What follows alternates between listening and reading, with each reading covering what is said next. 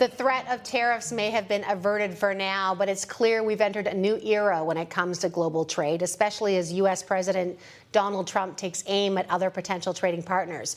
We're lucky to have two very smart individuals to help us navigate through all of this. David Sykes, Chief Investment Officer at TD Asset Management, joins me in studio, and Kevin Hebner, Global Investment Strategist with TD Epoch, joins us from New York. It is lovely to have you both here. David, I'm going to start with you. As you try and navigate the endless streams of executive orders and news and things, how do you forecast where you think the base case is for the markets and equities, currencies, everything? Yeah, so look, forecasting is always difficult, but I think it's fair to say if the facts change, your forecast should change. I would say earlier this week, it looked like there was a 25% tariff on goods from Canada into the United States and from Mexico, and now we find out there's a 30-day reprieve. But I think it's fair to say overall, if tariffs are the tool that are going to be used, hopefully they're not, but I think it's fair to say there's a decent chance they will be. If that's the tool, we probably have to be very honest and say, look, economic growth in this country isn't going to be, as strong as we thought. It all depends on the duration of the tariffs and the magnitude. I think that's a certainty. I think, growth is lower. Probably means inflation's a snick higher in Canada, probably means more aggressive actions from the central bank in Canada. We'll see what comes out of Ottawa and their response to this. But, it's unsettling news, I think, and it adds a lot of uncertainty. And clearly for Mexico, similar type of issues. But I think it's also very fair to say that this will have nothing like the impact on the United States that would have on Canada and Mexico. So from a U.S. standpoint, perhaps a bit slower growth, a little bit higher inflation, but I think really the impacts are really going to be felt with Canada and Mexico.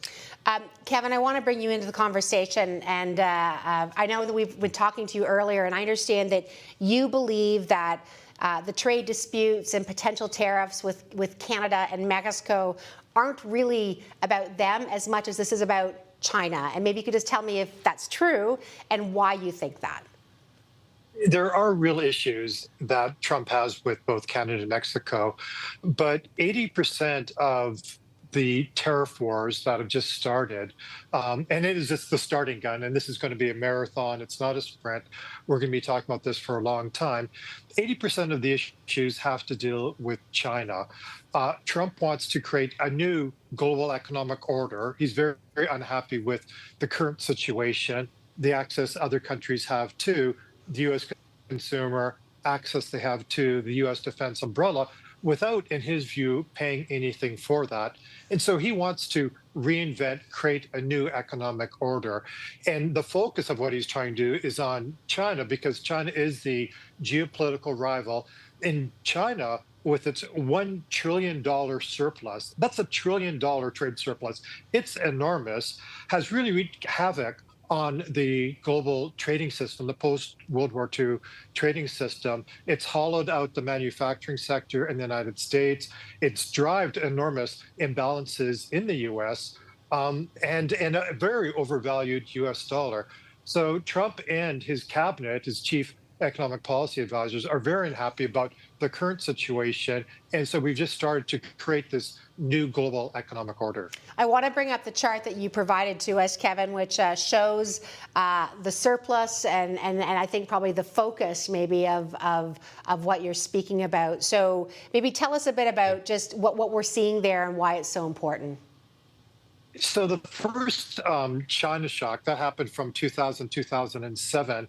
And so this is when China joined the WTO. They accelerated their exports and initially hollowed out the U.S. manufacturing sector, costing somewhere between 500,000 and 2.5 million manufacturing jobs in the United States and decimating entire sectors, for example, the furniture manufacturing sector. So this is very difficult, resulted in much lower labor share of output, resulted in the rise of populism and the disaffection by a lot of Americans with trade. On net, Americans think they lose from trade, and also a real change in how Americans viewed China. Used to be very positive. Now, a large majority of Americans have a negative view of the Chinese government. And though currently now we're going through the second China shock, and so China is accelerating their export engine again, And so this is again wreaking havoc. The German auto sector is one place where we're seeing that now, but it's also happening in a lot of EMs where China is exporting to. And Trump is determined to stop this process, bring manufacturing jobs back to the United States, create onshoring, and also rebalance the not just the U.S. economy but the global economy in light of this massive export surge from China. The one thing, David, just bring it back to you for a second, like as you know, I talked about the endless executive orders, and if, you know, as Kevin's highlighting here, what the real focus is, there's just so much change happening and so much volatility. That's the one thing I'd say that, you know, your forecast change depending on the information you have. People need to buckle up because I'm assuming there's going to be a lot of volatility coming. Yeah, look, I think our firm outlook is that expect the unexpected. You know, we're going to have to see how this goes, but I don't think you throw the baby out with the bathwater. I don't think you abandon the old principles and discipline that investors should always have. I mean, you know, we've seen volatile markets this week, but if you own government bonds or had a smattering of government bonds in your portfolio, you've actually done quite well.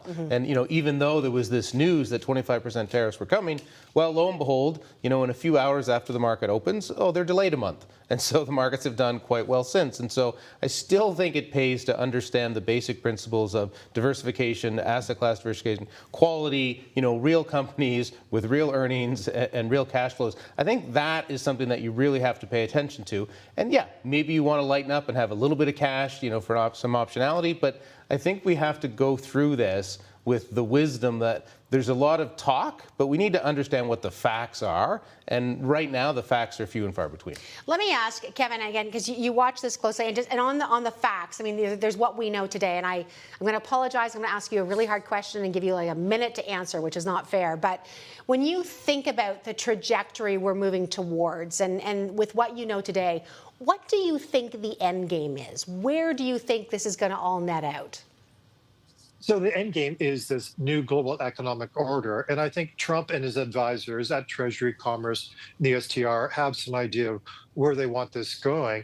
And aside from China, you have a number of other countries that are manufacturing powers, big current account surpluses, undervalued currencies. So for example, Germany in autos, but also in Northeast Asia, you have Japan, Korea, and Taiwan. These are other countries which would be targeted by the Trump administration. So I think it's going to take really through 2028 for this to play out. And as David says, there's a lot of uncertainty about the pattern, but it is important to keep in mind what is important to Trump. And Trump wants to bring manufacturing jobs back home. He wants to have fewer imbalances in the global economy. And he also wants a higher S&P. I think his tier one priorities are very clear. And that's important in spite of all the tweets we get from him and sort of the massive zigs and zags we get in market, to focus on this trend and where we're going over the next 3 to 4 years. Kevin, we've been very focused on tariffs, but there's only one part of the platform that President Trump and his administration have been talking about. You know, we're expecting a lot of deregulation. We're expecting a lot of, you know, potential tax cuts. How does that all factor in? Yeah, I think it's important to put tariffs in the context of overall what Trump and the economic team are trying to do. So tariffs do a number of things. It encourages home shoring, hopefully it reduces imbalances, but also creates revenues. And for example, if you had the 25% tariff on Canada, Mexico, and then the 10 on China, that's about $120 billion a year into the coffers in DC. And that would go a long way to doing two things. One is paying for a corporate tax cut from 21% to 15% for companies who are producing in the United States. It would also go a long way to compensating American companies and individuals who lose from the tariff war. In 2018, Trump spent $28 billion to compensate U.S. farmers, particularly soybean farmers. And so this would be part of that. Now, in addition to tariffs, there's going to be a lot of focus on deregulation. And so not just within DOGE, but beyond that, a very pro-tech bias within the administration that will include AI, crypto, but a host of tech areas, including defense tech. And then thirdly, the corporate tax cuts. So broadly, it is a pro-growth economic program. Maybe tariffs will reduce U.S. growth, say, by 40 to 50 basis points and increase the price level by 20 to 30 basis points. But overall, it's pro-growth. Tax cuts are very good for earnings. Deregulation is very good for earnings. So overall, it should, and there will be a lot of choppiness in markets. So I wouldn't want to underestimate that. But it should be a constructive environment for equities. The other asset class in this is U.S. dollar, which is currently massively overvalued. It's likely to get even more expensive with U.S. tariffs because the dollar will accommodate about 30%. But at some point, there will be a reckoning there. Yeah, and that's one to watch. I have to ask, though, like, I guess what could break? I mean, I think, when I think about what they're doing, I think people would look to say, maybe the U.S. dollar, they're weaponizing that a bit. The U.S. consumer, they're weaponizing that. And they're changing everything all at once. Yeah, look, you're exactly right. I think the real fear in my mind is it's just an escalation. They put a tariff, we put a tariff, they put a tariff, and go around the globe and do that. But I think Kevin's central point is really crucial. At the end of the day, it's a pro-growth strategy with President Trump and his administration. And if you think about where we are right now in earnings season, very, very strong earnings season come out of Q4. And I think there are definitely things to remember about future tax cuts, dereg, from a business standpoint that are very, very positive for equities and for earnings. And in terms of Canada, though, there are two unintended consequences, which I personally find fascinating. The first is, we need investment in Canada. I think that's a fact that we can all agree on. And this is probably going to pause investment in CapEx and business investment, which is not necessarily a great thing. But the other unintended consequence, Canadians are now talking about the economy. We're talking about our exports. We're talking about Buy Canada. We're talking about productivity. And that's interesting. We're starting to talk about the things we have in this country, whether it's oil and gas and rare earth metals and what can we do. And I think that's an interesting unintended consequence that's been missing from the conversation. And frankly, from a business standpoint, from an earnings standpoint, I think that's very positive. Kevin, I'm going to give you the last word. I've only got about a minute, but I want to stick with the theme of unintended consequences. Are there other things you're thinking about or watching that just you're going to have your eye on? So on David's point, I think this pivot, and certainly in the United States with the election of Trump, there is this pivot to it's time to build. It's time for growth. It's time to get the government out of the way of companies in the tech sector, in other sectors. So I think that is important. And I suspect that there will be a similar vibe shift in Canada as well, with a bit less focus on regulation and distribution and a bit more focus on the need to build a more sensible tax structure. And ultimately, that should be constructive for growth and for equity markets. Let me just squeeze one last thing in, and I guess I'll come back to you, David. Is it going to stick? I mean, there's governments that have mandates and their time, then things can revert back. It's interesting. Do you think these things will stick in the longer term? Well, we'll have to see. I mean, again, that's why you come back to the only free lunch in my mind in capital markets is a diversified portfolio. Yeah. So it's time to institute that if you haven't, and I think for those who have, you're going to get through the next 4 years. You're going to get through the next 8, 12 years.